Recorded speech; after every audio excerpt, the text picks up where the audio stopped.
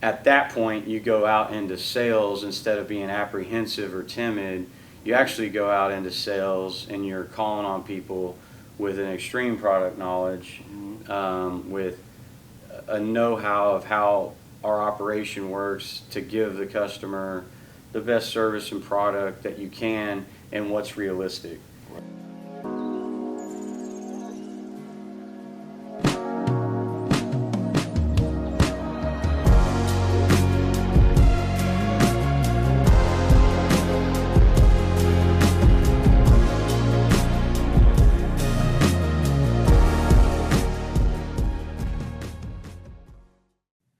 Welcome to another episode of Conversations at the Point. Today, this is the first show that we have a member of the club on the show, Mr. Doug Hinson. And before I'll let you introduce yourself to the audience and all that, I just want to read a little brief summary of what Mr. Hinson does for a living. And so I had him send me a little short bio, right? So I'll just read off what he sent. So he says, I'm in outside sales for a building material supplier in Houston. We supply lumber, millwork, windows to residential and multifamily builders in the greater Houston area. I've been doing this for almost 17 years with the same company, a few acquisitions and mergers, but have maintained the same since I started working here when I was 23. I turned 40 in March 2024. Hey, got a big birthday coming up. When I started, I spent about 1.5 years in the sales training program on salary, and then when management deemed I was ready, switched as a full-on outside sales rep, went to full commission. I sell large tract home builders all the way down to the small custom home builder that may do just 1 or 2 houses a year. He loves his gig. It's been very rewarding professionally, financially, and more importantly, personally. So welcome to the show, Mr. Hinson. How are you? Well, I'm happy to be here, Kyrie. Thanks for having me. Yes, sir. I'm happy to have you here, happy that you accepted the invitation. So before we get into what you do, let's backtrack. Let the people who may not know you. I'm sure I will learn more about you through this conversation because this is a different setting than we're usually in, right? Okay. So where are you from? Let's take us all the way back. Where are you from? Can you tell us a little bit about your upbringing? Okay, so kind of been a Houstonian my whole life. I was born in Houston. Pretty much raised in Spring, went to elementary school in Spring, middle school in Spring, and then high school in Spring as well. After I played baseball growing up, that was kind of my sport, what I did. After high school baseball, I had a 2-year junior college scholarship just south of Houston in Wharton County Junior College. So I took my baseball career there and played 2 years and ended up transferring into Texas A&M University and did not play baseball there, but I ended up graduating from Texas A&M with an industrial distribution degree.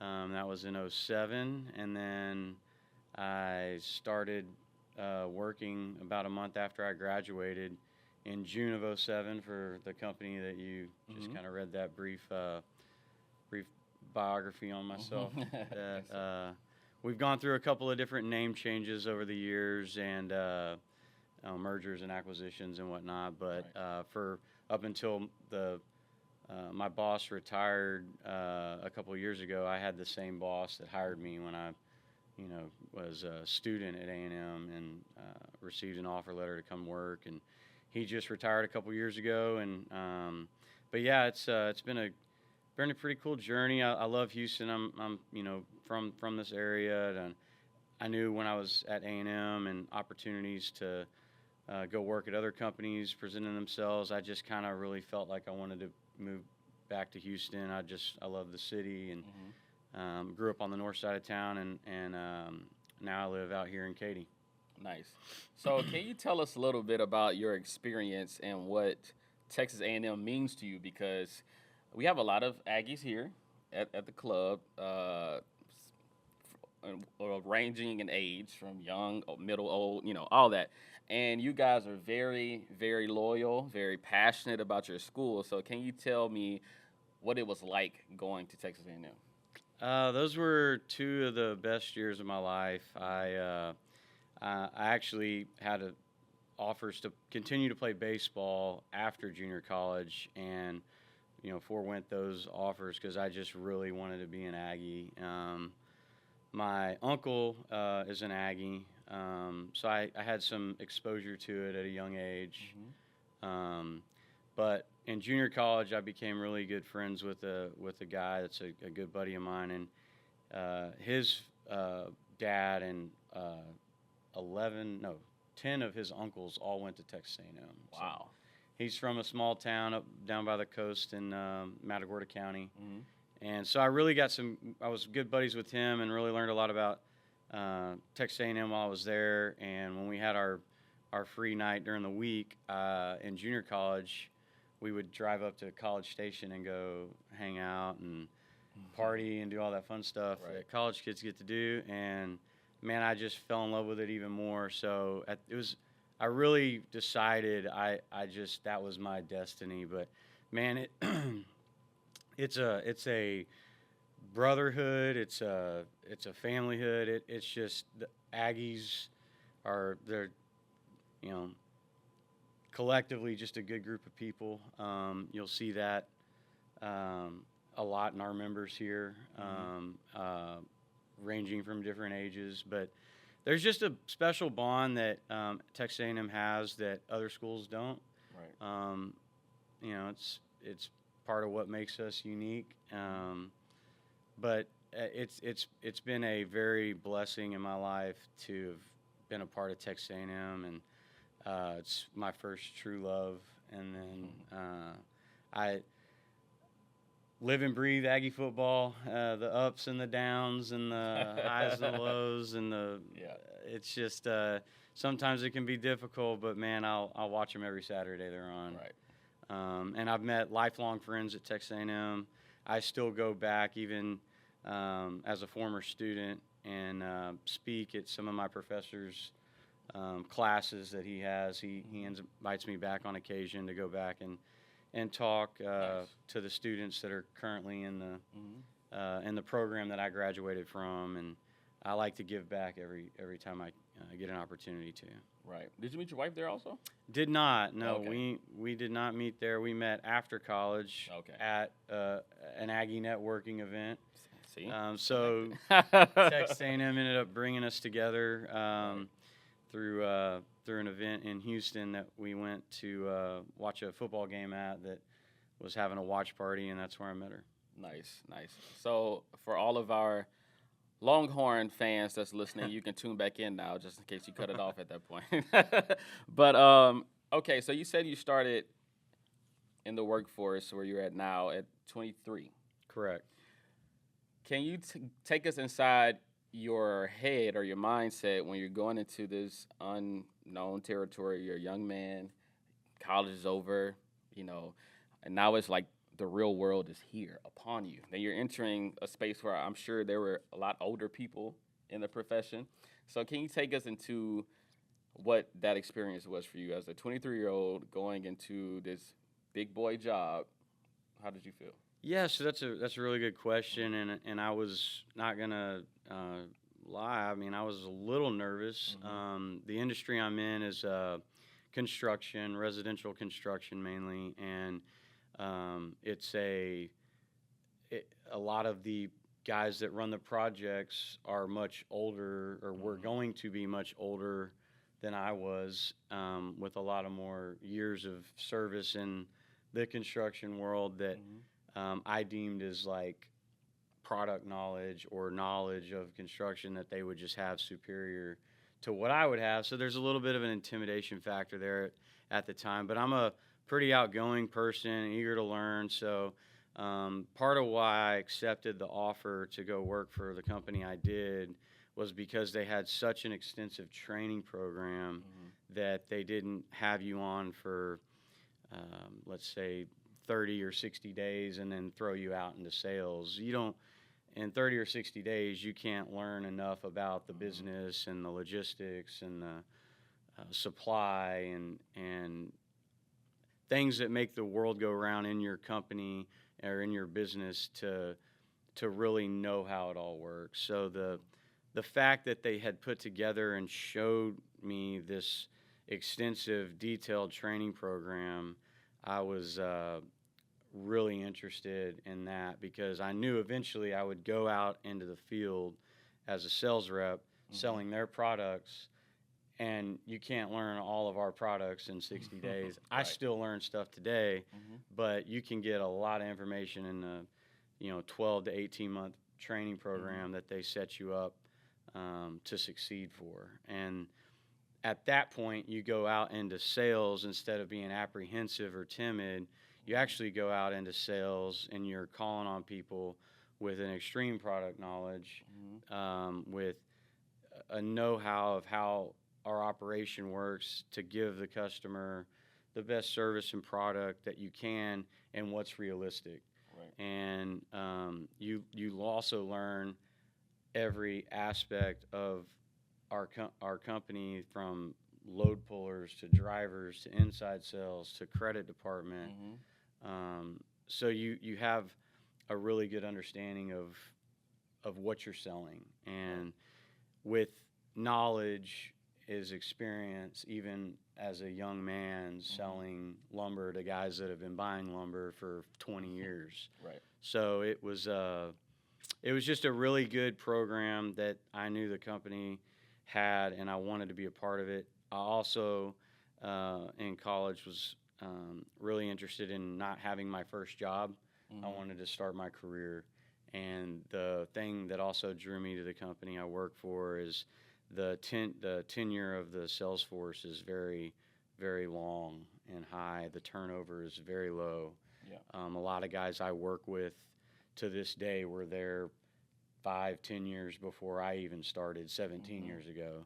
So it's been a very rewarding career, and all aspects of it. I really like what I do, and the people I meet, the friendships that I've made. I mean, I've gone to customers' birthday parties outside of work. Right. I mean, you just become friends with your customers.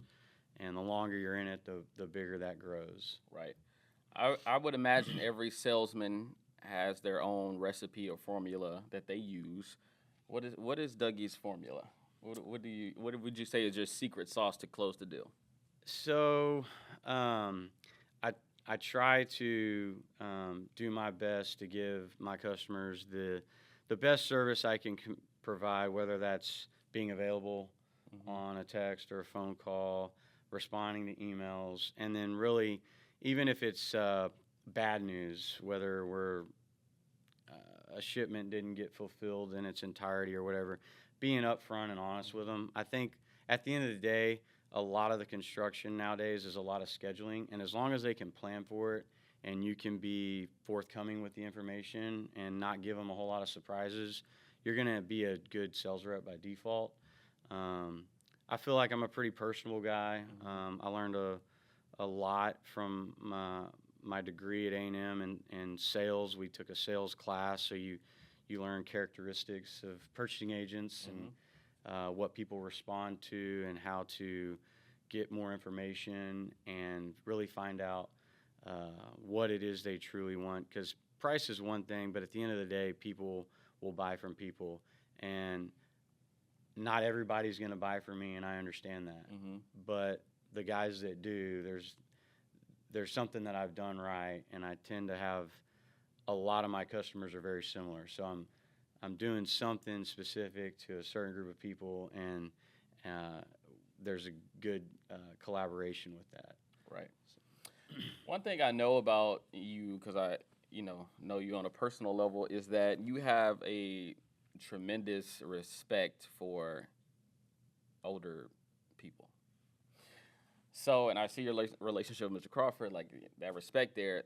So, I want you to speak to people around my age, a little bit younger than me, because I feel like as the generations progress, they digress in that area.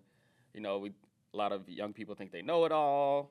They have all the answers. Like, oh, they know the old way, they don't know the new way, and they just kind of shun off the older generation. So from a personal perspective, but also from a business perspective, could you tell a younger 23-year-old that might be watching this the importance of taking advice and really heeding to the older generation?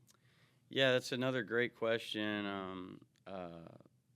My, I guess there's you hear the term wisdom a lot, and you tend to associate that with the old wise man, right?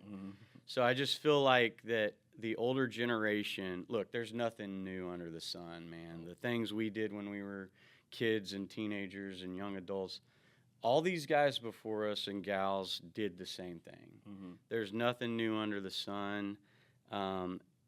Specifically to this club and the guys that I've gravitated towards that are of the older generation, they've walked a mile in my shoes. They've been in sales. So I like to try to be a sponge every time I'm around them and be very engaging. My advice to my younger self or a younger person that's fixing to start their professional career is find a mentor. I did that as a young sales rep, and I still have those same guys today, and I've tried to mimic a lot of the good things and avoid the pitfalls, because you don't really have a lot of wisdom without some pitfalls along the way, and I've had my own, but you can learn a lot more from other people's mistakes. Yes, for sure. And it's very valuable to not look at it's very wise to not look at the older generation and think they don't know what's going on. I know with all the technology available and the resources today, that it might seem like those people are dinosaurs, but in terms of the walks of life, they've been there and done that. So I try to learn and gather as much information and wisdom as I can from those men and women, and then in return pass that on to people that are my apprentices at work or young professionals that are coming in to the industry, or my buddies at the club's high school children, and just be that one generation closer to them to give them a little bit of advice and give back. Right.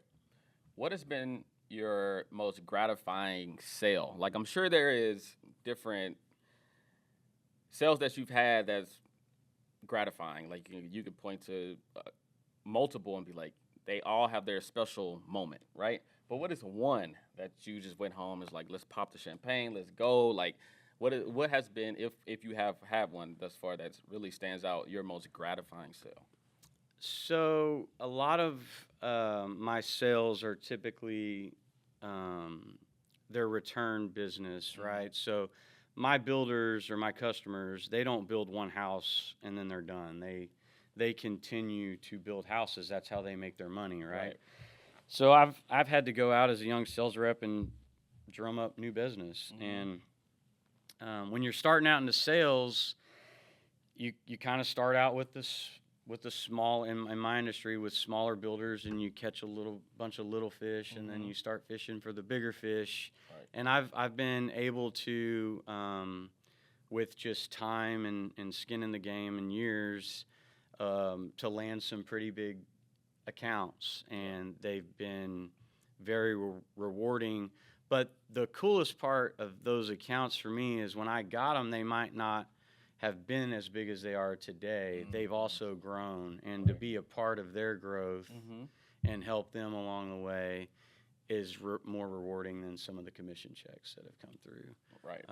But there's been a couple of occasions where I've had some pretty monster sales on some big projects that I've won, and the way I did it was the right way, and I didn't just sell it on price, and I knew that. I actually got their business not being the lowest price that they had, and they told me that. But I offered a lot of other, I was able to sell myself and my company the service and the reason for maybe paying a little bit more to use us. And those are looking back, those have probably been the most rewarding because it's not like it's easy to go buy the cheapest, you know, bottle of water you can find, but like that one over there might be a little bit more, but there's something about it that speaks to you, and you just, okay, I'm gonna go spend my money over there because, yeah. So those have been the most rewarding ones. Gotcha. So we're talking about success. The show is all about, you know, people coming on, sharing their journey towards success. One thing I've learned about success is that anybody who has experienced success, especially on a high level, has also experienced failure. So, and I think we don't really discuss it enough, but it's very important to hear that successful people fail. Like, you know, imagine if we looked at Michael Jordan and people just thought, oh, you know, 6-0, like he's so great, but they didn't know about, you know, the battles with the Pistons or they didn't know any of that story. So you don't have to go into detail if you experience failure or rough times at your profession, but I want you to share how you got out of it, how you overcame it. Okay. So there, I'll just to background it. There was a point in my career where we were suffering some failures as a company, and then of course some fallout from losing some customers because of our failing, you know, situation we were in. Brought on by a couple of different things that just ended up being a sort of a perfect storm, if you will, with a ERP system change and a hurricane that hit, and we did all that in the middle of it, and everybody needed our product, and we could not get the product accurately out the door and meet our customers' needs. And I did everything I could to try to minimize the pain and suffering my customers were feeling, and I did as good as a job as I could, but I still had some fallout, and it was accounts that I had sold for a very long time, and it hurt, and I saw it in the pocketbook for commission checks for months, you know, and months after that until you've replaced that with another customer and started growing your business again. But it was tough, but at the end of the day, what helped me learn from it was knowing that, you know what, at the end of the day, I did everything I could, and sometimes you just can't do enough. It's just not going to work out. And just having the mental, you know, fortitude to just power through that and know that you did everything you could. And now looking back on hindsight, it doesn't really seem that bad, but at the time it was pretty devastating.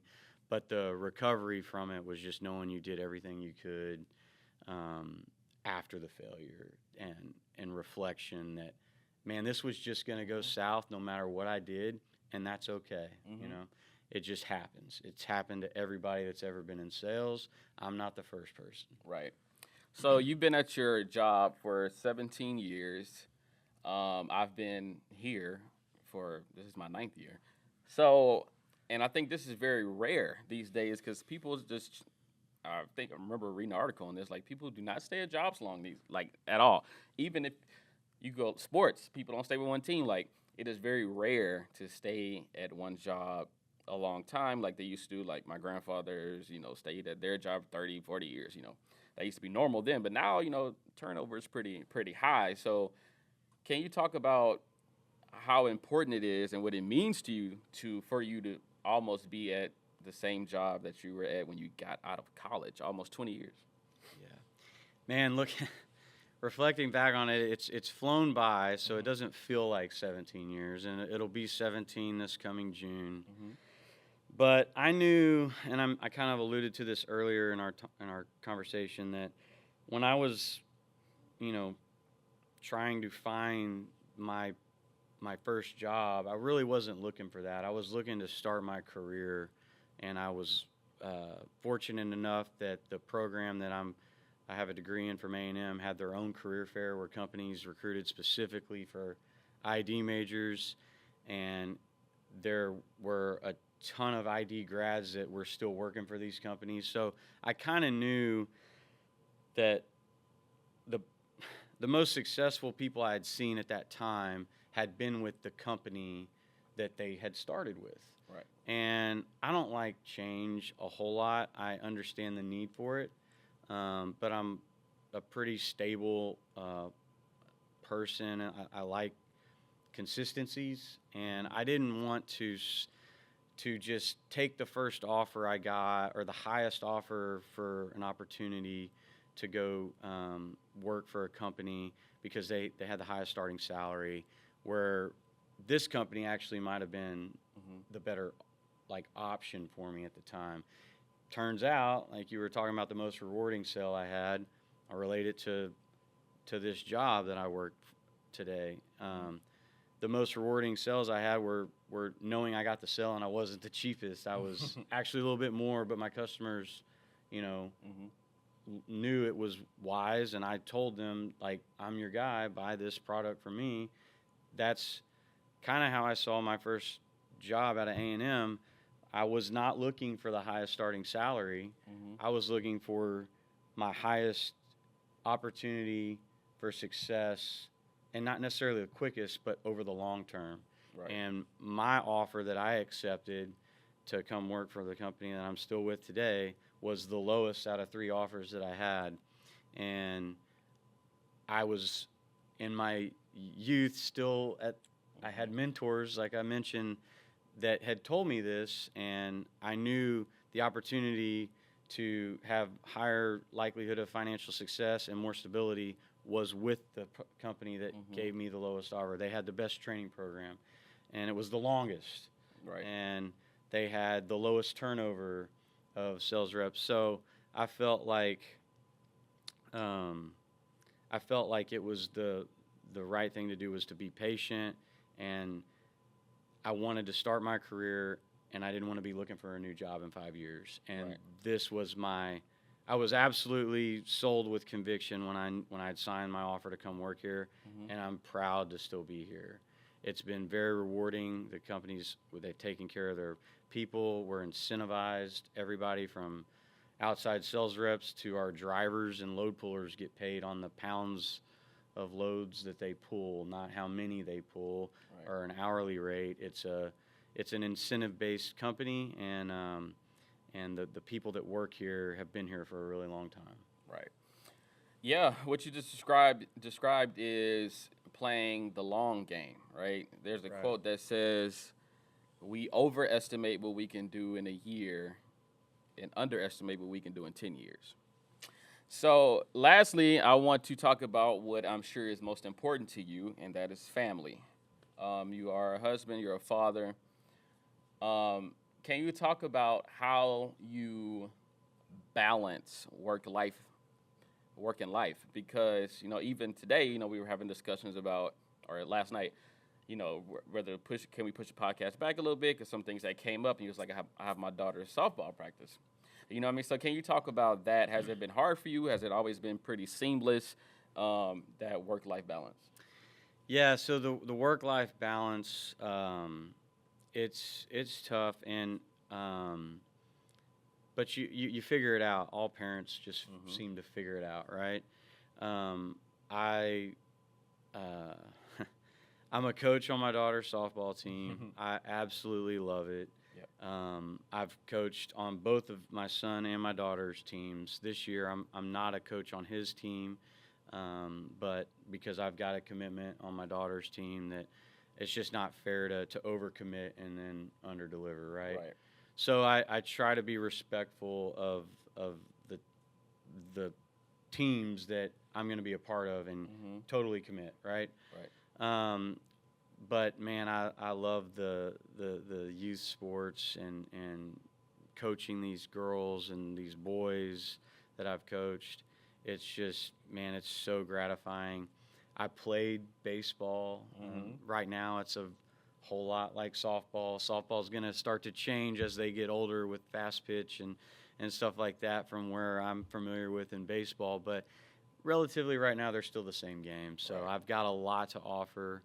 And the work, I'm very blessed with my my job to have the flexibility where I can work from home, I can work from the parking lot, I can work at the lumber yard, I can work in a neighborhood in front of my customer's job site because of technology nowadays with iPads and laptops. So being in sales, it's pretty dynamic. So my weeks are they can change on a dime, right? Based on needs of a customer. So having the ability to work from anywhere really helps with the work-life balance. Right. I tend to be more productive from 8 p.m. to 10 p.m. at night because there's just less distractions from Right. the phone ringing or kids coming up and needing something or baseball or basketball practice or whatever it may be. But you just learn how to you figure it out, man. All parents just kind of organically do that. But yeah, I wouldn't be anywhere where I am without my wife, Jessica. She's just been a great mother. She has reared our children like as patiently and awesome as she could, and the type of children my kids I see growing up to be is a reflection on her, absolutely. So having hers, and support, and also my work life and play balance. I get to come play golf, Right. and she knows that that's important to me, and it helps me balance my whole life.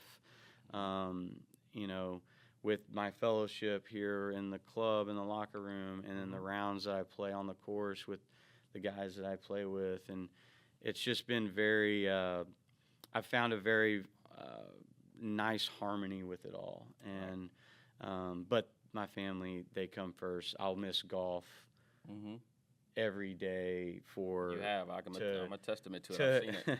Yeah. to go coach my daughter's team or whatever, and it's I know what's important at the end of the day, and it's family. Right. Well, I think that's the perfect way to exit this interview. Mr. Hinson, thank you for coming on. Thank you for sharing a little bit of your story, opening it up to us, giving us many valuable gems. I appreciate it. And to you guys, I hope you guys learned something. I hope you guys got inspired. And that is it for this episode of Conversations at the Point. Thank you. Thank you, Curry.